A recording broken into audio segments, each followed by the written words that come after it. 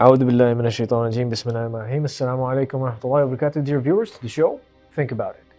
As always, if you enjoy the content of the show and you think that viable and important information is presented to you, things that give you something to of course, think about, but also something that you could use practically in your life, please do remember to hit the subscribe button. And if you have any ideas of any topics or any things that we should pay attention to, should consider and do research over, make sure you comment below and we will do our best to bring forward that research and do what we can for that topic.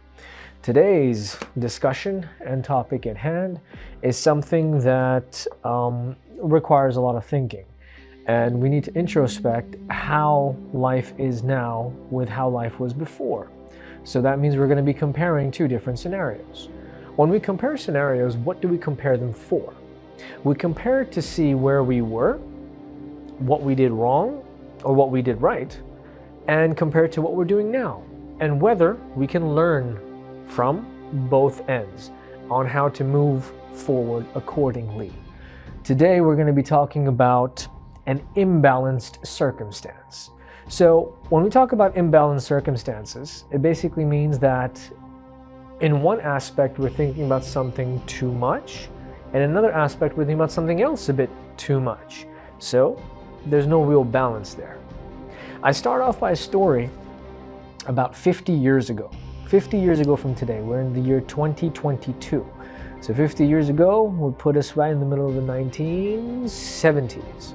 So if we take a look at the year 1972 and we go into a school, whether it be a public school, a private school, whatever school that you want to think of in your circumstance, go ahead and think about it. So there's a young man in class, and apparently this young man is a bit of a comedian. So that means that this young man makes jokes at times, questions different things, wants to have a nice time in class, wants to get a laugh out of people as well. Sometimes people say, and research actually quotes it, that those students in class who end up joking around and try to make the atmosphere a bit more fun for themselves and for others as well at times are looking for acceptance, are looking for some kind of validation. Now, in a classroom scenario, one joke too many causes for disruption in class. And if disruption takes place in class, usually after a few warnings, it is met by a consequence. 50 years ago, what was the consequence for a young man who tried to be a comic and who tried to be funny in class? You probably thought about it, and you probably thought right. And if you thought right, then you probably thought about corporal punishment. Corporal punishment meant that that student was beaten. You heard it right? Beaten. So a teacher would probably have a very long stick with them, maybe a ruler that was very heavy, and would actually single that student out, maybe call them to the front of the class, maybe take them outside the class, maybe send them to the principal's office or the vice principal's office, where the student was in somehow or another disciplined. Now, disciplined is the label that they used to pass over corporal punishment. Even though that word discipline does have other facets, but we'll get into that in a bit. So this young man who was in class, who was disruptive because of a joke too many, was asked by the teacher to stand up, was probably even ridiculed by the teacher in class, and was told that you're never going to amount to anything, was given some personal abuse as well, and then was somehow or the other victim to corporal punishment, which means he probably got hit by a ruler or a stick in class, maybe his feet were hit, maybe he was asked to stand in a particular way, maybe he was given something to hold that was heavy for some time. But this is how corporal punishment used to be. This is how discipline back in the day was labeled, and how school systems usually went by with their students. Now, in this imbalanced circumstance, everything that I've told you is probably not the best thing to hear, and definitely does not suffice or follow all boundaries or all, let's just say, circle of humanity and how humans should behave with each other. Correct, especially in an educational institution or even in an educational environment. However, in this very circumstance, back in the day, statistics show from the University of Ontario, from Toronto, University of Toronto, University of Cambridge, Harvard University, universities in Asia, which include China, Pakistan, India, and a few other countries in the Orient and Japan as well. They state that back in the day, if it was the teacher's word versus the students, the teacher would always come on top, being an authoritative figure. So when you're a figure of authority, if you say something or do something, then more likely your word is to be accepted and adopted. And when that happens, then they say that order is maintained. And when order is maintained, that means the system can still move forward. Now, let's go a little bit further on to the years from 1972, move on to 1980s and 90s and early 2000s. The trends changed. The factor of discipline changed. How so? Being an authority figure is fine. Abuse of authority is not. Being an authority figure is good. If you use it in a correct manner, it's great. If we take a look at examples from the past, if we take a look at things that nowadays are highlighted, people take an interest in. For example, there are different series that people watch on television. All right. I remember when I was growing up, there was a series called Perfect Strangers. It's about a cousin from a make-believe island of Mypos, and who comes to the United States to live with his cousin who's been born and brought up there. And they show the cultural diversities and differences, and how this gentleman who came from Mypos was a person who had a very good character, who was very open, he used to help everybody, he used to be there, okay? And these are things that are great. People look back at them, they say, oh wow, wonderful. And this was set in the 80s. If you take a look at shows that go way back, such as Ertugrul Resurrection, when you take a look at Ertugrul, that series itself has so much for people to gain from in terms of how they should be in their faith and how they should be in their dealings and how they should be with their ethics, especially if they have a leadership role. Now, in that leadership role, when you look at the series, Ertugrul is based on a true character, a real character, whose son, Osman, actually ended up making the Sultanate of Uthmaniyya. So when you take a look at that, and you take a look at how authority figures have also done right by their people, and have also gone towards good progress, and then somewhere down the line progress trickled, trends changed, and they lost it or they gained more, that's another debate. Point is, when you're in a position of authority, there was a time when authority was given its due in terms of listening to it and letting it get away with things. Now, listening to authority is a good thing. Understanding authority is a great thing. Trying to reach a common understanding with authority is wonderful. But when you let authority get away with things, when authority ends up abusing its power and authority ends up twisting things around, that is not good in any circumstance. 2022, you have a comic in class. That means you have somebody who thinks they're funny and makes people laugh in class and wants to joke about. Not a bad thing, but one too many jokes, they get warnings just like they did in the past. But does it reach corporal punishment, yes or no? You probably guessed it, it doesn't anymore. So children are not disciplined the way they were in the past. A good thing? To an extent, yes. But what ended up happening is that when generations passed, the same person in 1972 was a comic who had a son when he was 20 or 30, and now that person is in his 50s and has a child who goes to school. And if their child ends up being a comic or ends up making jokes or ends up trying to have a nice and light mood in class and is given warnings if it becomes too disruptive, that 50-year-old person now walks in the school, guns blazing. That means we'll go up against authority. Now, this is a different dynamic. It's another imbalance of a circumstance. Because today, same research, same universities, they did a comparative research, state that in the past, where if it was the teacher's word versus the students, the teacher would come on top because they're an authority figure. Today, that is not the case. Today, parents will come and they will as you say, charge on the teacher. And charge on the teacher basically means they will start coming up with excuses and complaints and even labeling the teacher as not a very good professional, or someone who doesn't know how to take care of children, or someone who isn't doing their job right, or should just stick to teaching. That phrase, just stick to teaching, is a phrase that in itself, teaching, is a very vast subject. It doesn't just include the content of a certain subject that you teach, a certain course that you teach. It also includes life lessons, it includes guidance, it includes leadership skills, it includes critical thinking, it includes developing students. Unfortunately, because the entire concept of discipline takes people's mind back to, oh, my son's gonna get or my daughter's gonna get whipped or hit. They've taken that concept and they've put it in the bin. That is something that has happened in the 21st century when it comes to education. An imbalance has occurred. So now students and children end up getting away with a lot of things that they do that definitely disrupt the class. Should they get away with it? No. Should there be corporal punishment? No. So from one extreme to another extreme, we're seeing an imbalance.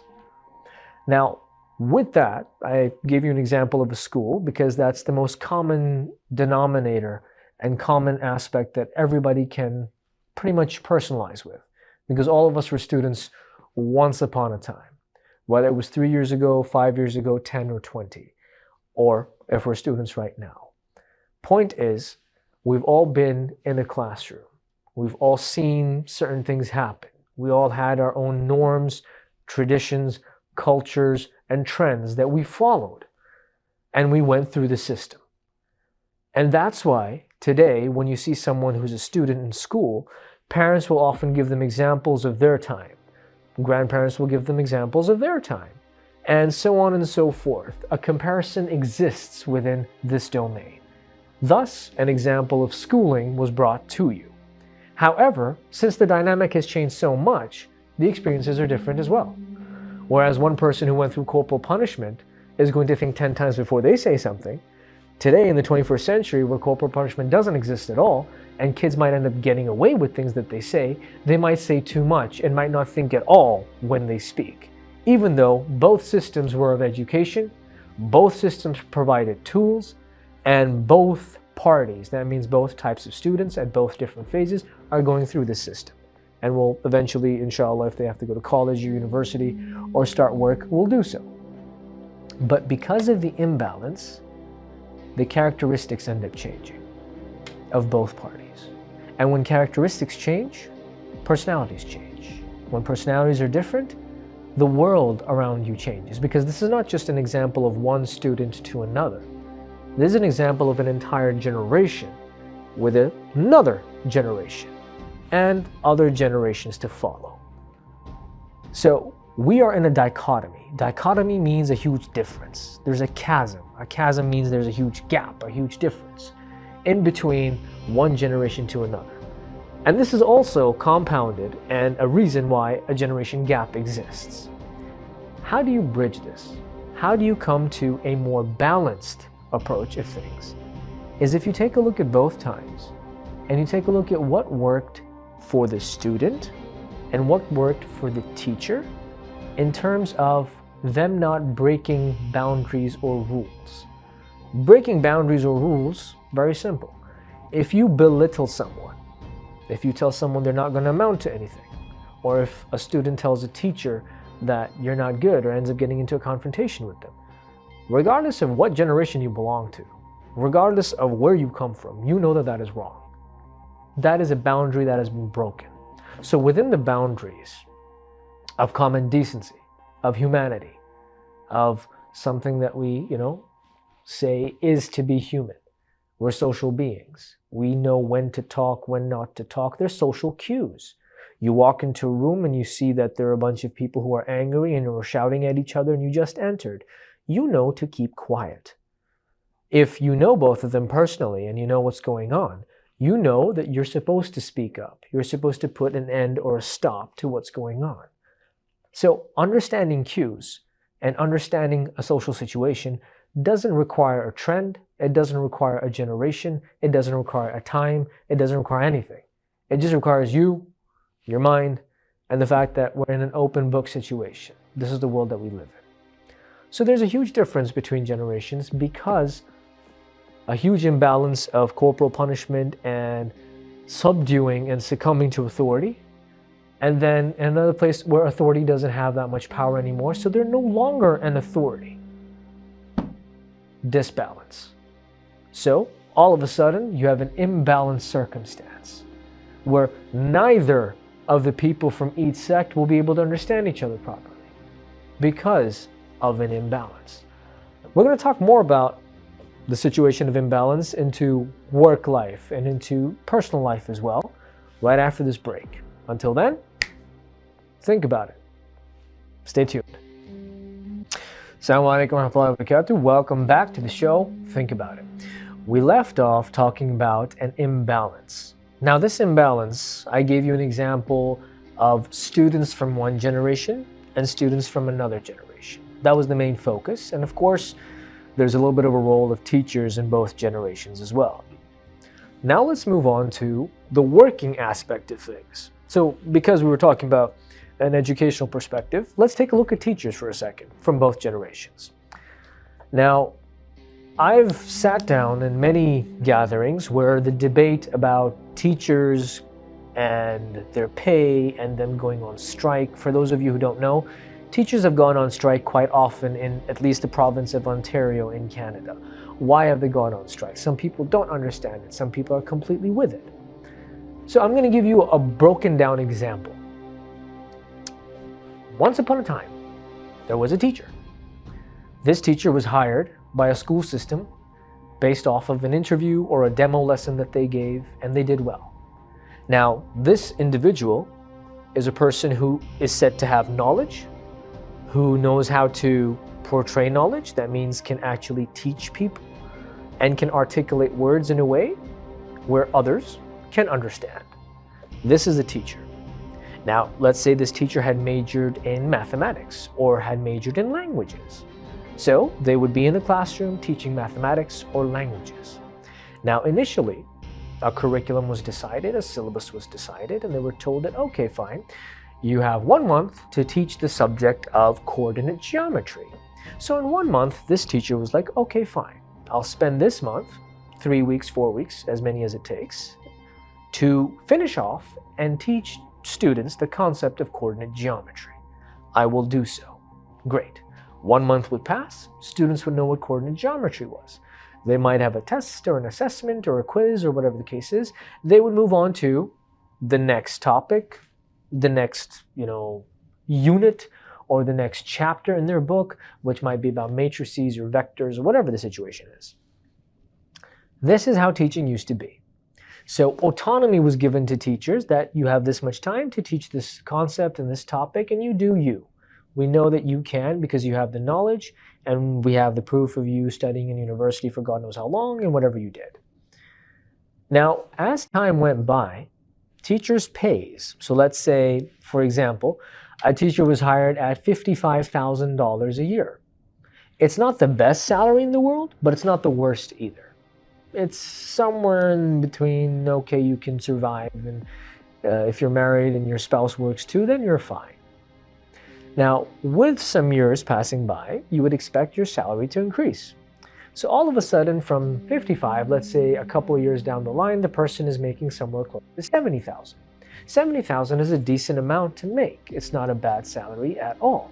When you're making 75,000, circumstances and industries and organizations, they always want to develop themselves. I'm not going to say improve because it's not in the research. Nowhere in the research does it say improve. There's not a single thing that I have found online that says improve. Everything says develop, develop, develop. Development means change, basically, whether it's positive and sometimes it's not so positive. So organizations want to keep developing themselves so they feel relevant. Feel relevant. Doesn't mean they are, it means they feel relevant, as though they're active and they're doing something.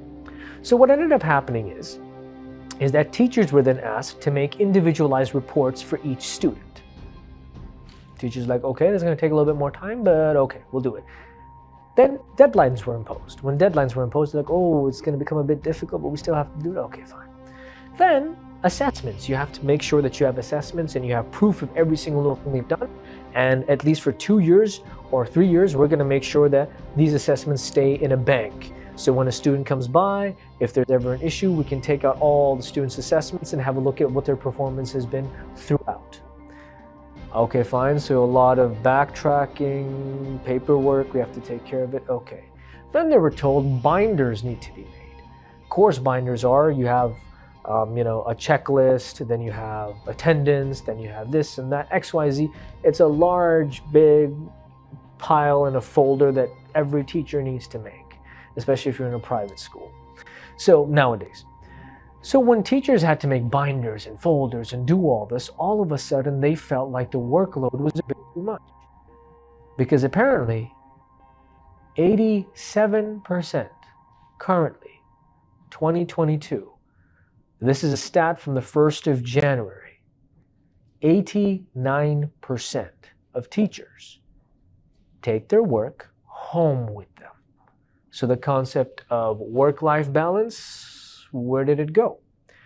When this starts happening and teachers end up taking their work home with them and they feel that the work is too much all of a sudden and they feel like what's happening, let's say a bombshell hits them that, hey, you guys were making $70,000 and that's a lot of money. We're going to bring it down to 65. And now teachers are going to scream. They're going to shout. They're going to be like, what? Wait, what? And they're going to start protesting. And everybody's going to say, no, teachers are still making a lot of money. If you remember, they started at $55,000 a year. Now they're at $65,000. So it's fine. They're getting paid more. So they're still getting paid more. But what has happened is that they're not doing the same work that they were doing at a 55. They're not doing work worth 65. They're doing work worth much more. And this is just me talking about teachers. So are their protests justified or not? I leave that to you so that you can think about it. We move on to other platforms of work and organizations. Every organization has a standard that they follow. We call it an in-house policy. So all organizations and businesses, whenever they're licensed to do work, they have to meet certain ministerial policies and ministerial standards. If they meet it, good for them. They're okay to operate. Once they start operating, they start making in-house policies, things that are within their company, their own work culture. When they start doing this, their in-house policies should not, by any means, conflict with ministerial ones. That's the only difference. That's the only thing that they shouldn't do. Other than that, it's fine to have in-house policies. Now, what ends up happening is that when a person goes in for a job interview, what are companies looking for nowadays? What are organizations looking for nowadays? I have some very, the top points that companies have nowadays, organizations have nowadays, whether it be schools, whether it be auditing businesses, accountancy firms, law firms, you name it, any organization in any way or form. What are they looking for? Number one, looking for somebody who has experience. So those people who are fresh graduates, it's very difficult for them to get a chance in the market. So they have to do unpaid internships at times. If they're lucky, they get a paid internship. They have to do something to show that they have some experience, even if they have knowledge and even if they have evidence showing that they have that knowledge. Number two is that they're looking for loyalty. What does loyalty mean exactly? Let's decipher this one important point. So when you're asked about a job, people ask, there's a very common question, why do you think you're a good fit for this role? Or why do you think you're the best candidate for this role? Or why do you think you're a good candidate for this role? Or why do you think we would benefit in hiring you? They rephrase it in some way or form, but they ask this question. And you are expected to answer using some behaviors of that role. Behaviors mean certain expectancies. Oh, I am organized, I have worked with da-da-da systems and da-da-da platforms, and I'm aware of what this is, and since I've had so much experience and since I've done this and that, I would be a good fit for this role. That's what they're expecting you to say. At the same time, then they start asking you about what's your plan in the next 5 years? Where do you see yourself in the next 5 years, next 3 years, next 10 years? And apparently you're supposed to give some response related to you being a part of the company or doing something. Oh, I see myself in a senior management role in your company. Or I see myself in a more executive role in your company in 5 years. That means you're trying to tell them that you're loyal. It's a way to check your loyalty. But here's the question. Companies scrutinize and they screen to find out the best candidate. Number one, that role is open. That role opened up in a company, either because the company is brand new, or it's expanding and it has new departments now and it needs new people. Makes sense. Or somebody left that role and now they need to fulfill it. Why did the person leave the role? Transparency usually isn't there in companies. Never, not once have I heard a company in any form of research or thing that I've ever done, any type of thing, that have had open transparency that this is the role, the previous person who worked here because of this, and they left because of X, Y, Z. Never. They've never said about work pressure, oh, that person thought that the work pressure was too much. Maybe the person who's coming in might not see that, amount of work as pressure.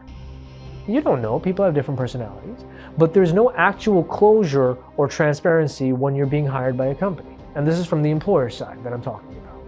But the employee is expected to, sell themselves and show that they're loyal and they will do it. But here's the thing. If a company wants to know about your loyalty, wants to know about what makes you perfect for the job, wants to know about your plans for the next 5 or 10 years, why is it that companies always look at cost-effective things? What do I mean by that? Basically, let's say there's a company and it's a contracting company and it has a project and it needs to sublet that project. Sublet that project means give it to another company. They're going to find someone who will do it for the cheapest and give them the maximum.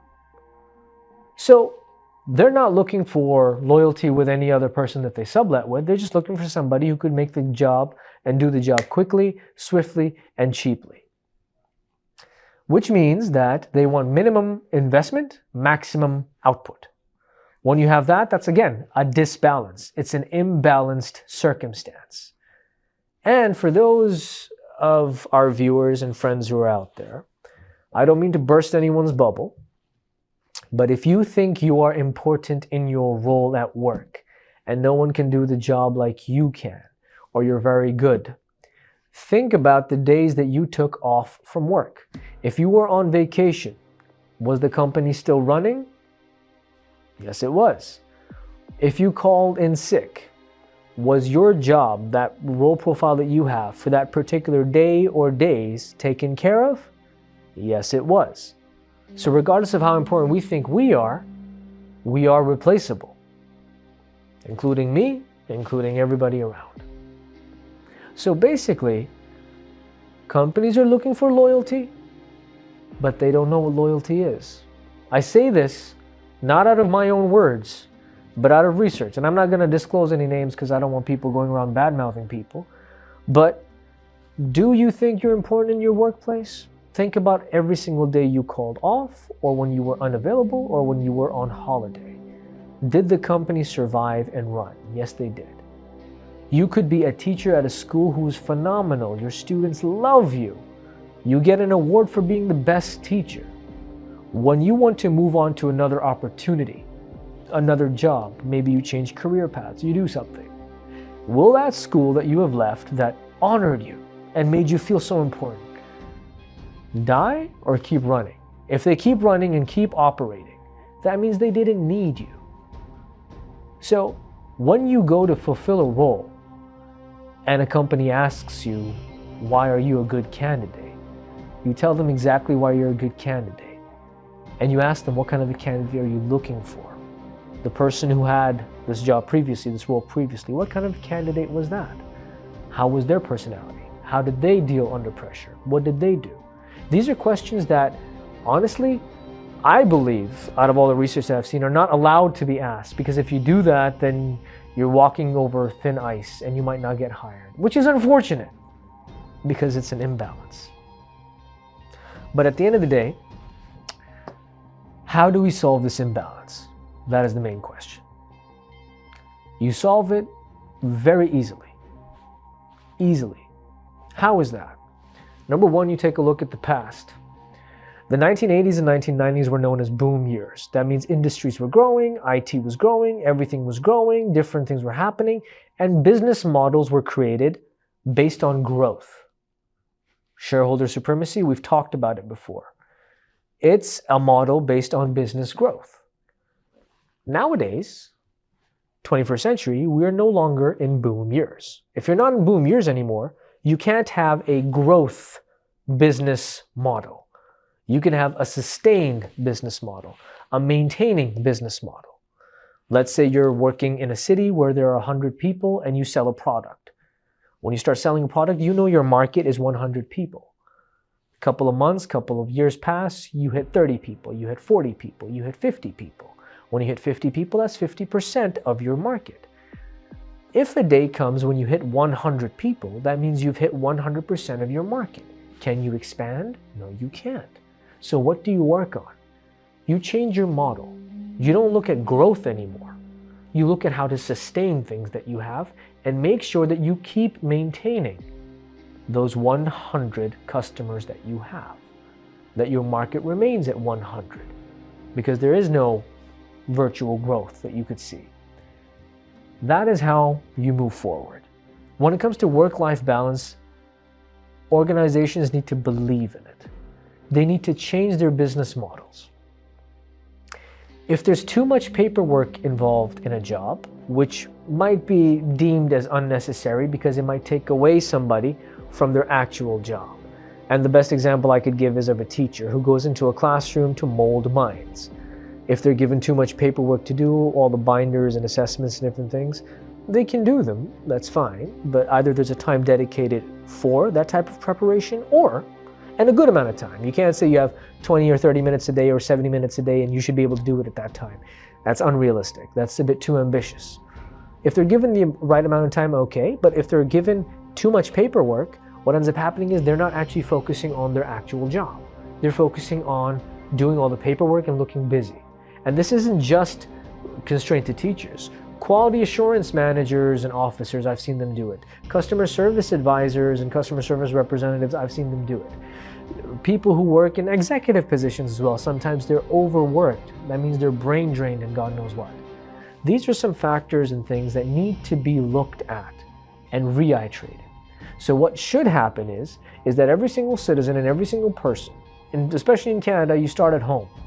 When your MPs come up and you're voting for your MPs and you're talking about what's happening, we all need to, when more than one person and a voice starts accumulating and you talk to a lot of people, you sign petitions, you go forward, reiterate, reshape, relook at the system of work, whether it be education, whether it be in the business sector, whether it be in accountancy, whether it be in something else, policing, whether it be in the military, whether it be regarding government offices, whether it be regarding law firms. Take a look at everything from a far sight and revamp. Understand the things that are required, things that are unnecessary, or if something, okay, we're not going to say everything is unnecessary, but sometimes it's too much. How can it be dialed down? Because it's very common for companies to have a new model called restructuring, where they have 40 employees and they can't afford them. So they say, we're restructuring and 20 people will work for us now, but all 40 of you are allowed to come and apply. That is a very sneaky way of firing 20 people. Unfortunately, it's a common practice around the world. So we need to come back and have a look at what's happening. For this, you need to approach your local MPs, member of parliaments, member of your government, whoever is within your municipality, whoever is within your region or within your province, whoever you can notify and approach, you approach them and you tell them that work-life balance is going down the drain and there is an imbalance of a circumstance because it doesn't make sense here nor there. And then think tanks, policymakers should actually sit down, do their research, get opinions from the general public, get opinions from the people who are employed in that sector, get opinions from the employers, that means the managers and executive people and people in leadership positions, get everything on board, understand things, and come up with a policy or amendments that would actually support both causes in both places. Because unfortunately, it has come to my attention as well, according to research, that first companies used to work for their employees, and now they kind of work to push the employees. And if they push them just enough, they might lose them. And then they complain about no loyalty in the market. Well, if you can get a job done cheaper, you're not going to go for the expensive person. Where's loyalty there? Where's quality there? So these are just fruits for thoughts. And remember, most of these are not my words. Research states what it does. So how do we move forward and make an imbalance more balanced? Think about it. Comment about it. Subscribe to it. Have a good day. Think about it. Assalamu alaikum wa rahmatullahi wa barakatuh.